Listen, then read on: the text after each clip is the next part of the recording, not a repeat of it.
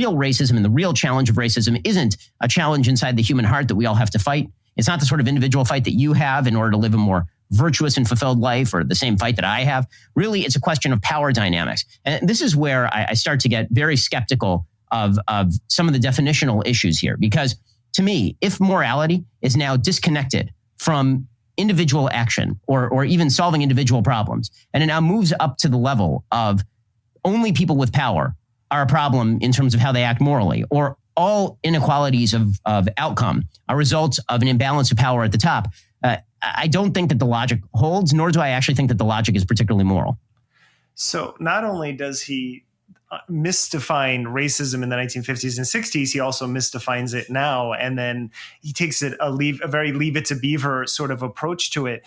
The systems of power have always been racist. That's part of the argument. It's not like maybe they wouldn't discuss 70 years ago, but that's sort of the realization that people are having now, looking at the long-standing systems of power and how do we dismantle them and build them in a way that's more equitable. That's one of the foundational ideas of this. But him pivoting and saying, you know what, it used to be your neighbor was racist, and then eventually they got over it, but now we're looking at only these leaders are racist. It is such a talking around the point that is appeasing to his crowd, but doesn't actually address what critical race theory is trying to address in the first place. Yeah, he's doing a really, I hear multiple layers of analysis that are sort of intersecting in fallacious ways, right? So there are mistakes happening in the way that he's reasoning about this. I tend to think that he is arguing good faith, and I do think that there is a general sort of mismatch within the broader culture around how people do think of these different definitions. I mean, the one that I think is most tricky is white supremacy, right? When we talk about white supremacist groups, we're talking about a very specific kind of neo-Nazi ideology and a desire to create a white ethno-state and that sort of thing. When we talk about white supremacy in a lot of the other ways that many of my friends do on the left, it's more subtle. And it's less overt, and it's often talking about something that you may even carry unconsciously. And I even though I think that can all be valid, how we have that conversation with people who are not already on board with that particular analysis, I think gets very tricky. And I wonder if sometimes it's self-defeating to insist that people adopt definitions that maybe they don't understand yet, or don't make sense to them, or that end up making them feel like they're being called racist when they don't feel racist. I don't know about self-defeating, but I do know that the onslaught of moral panicry around critical race theory has seemingly irrevocably muddied the waters around whether or not the argument around structural power can actually be understood or put forward in a depersonalized way. I mean, it's like, yeah, there's a fundamental challenge in confronting the liberal view of racism as being about personal internal morality and, what Ben describes as the struggle that we all must overcome in our hearts, and recognizing that that struggle scales up through history and through the accumulation of institutional actions to form power imbalances that actually have real effects on people's lives and kill them when they're on the wrong side of it. So yeah, it's those meddling out those two definitions is really difficult. And I think one of the, not only do we have, Rufo and others making that intentionally difficult, yes, but we also have this problem that the liberal view of self-development in general really, really wants to hinge itself on if I have a pure heart, if I become a better human being,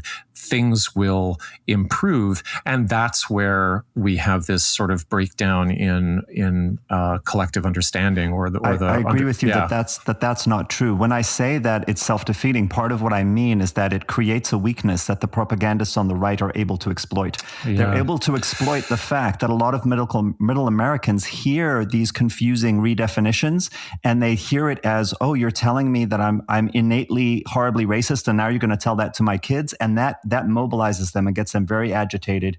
And I fear for what that might mean in the midterms. But I agree with everything that you're saying. Yeah, I mean, how would you open the conversation other than to say, so we have this highly personalized internal psychology-based view of racism that has been very useful in helping us examine how we understand difference between people and how we respond to people. But like at the same time, there's ways in which those attitudes and policy decisions over years accumulate into X, Y, and Z.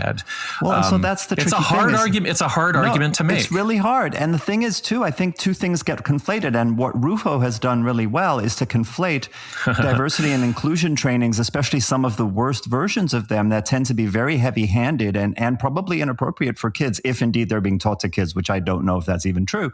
But to conflate that with critical race theory, which is actually a very sophisticated academic scholarly analysis of structural racism. It's not an analysis of how you need to go and do a bunch of really deep quasi-religious work to come to terms with your unconscious internalized whiteness. So it's a big mess. It is. Ben puts that forward and then basically asks Russell his thoughts on identity politics, let's say, and this is part of his answer, and it'll be the last clip of Russell that we play. I don't think that we should be looking for ways to differentiate ourselves from one another and condemn one another. I have no choice because of my own spiritual values. If people feel that they are persecuted and it's in a manner that I can't claim to understand because of the distinctions in my personal experience, then I would rather choose the route of compassion than condemnation every time. When you're talking about vast subjects like race in America with this very particular history, you and I have discussed this elsewhere, that just because it's seemingly inconceivable that a debt of that nature could ever be repaid due to the complexity, the number of institutions, corporations, nations, individuals potentially involved, that for me, that does not foreclose the idea of reparations. And while we're using a word like foreclose, what the hell went on in 2008, where regardless of race, ordinary people, poor people in the main, because who suffers always? The poor, that were ripped off, skanked by people who will never, it seems, face the consequences of their reckless actions.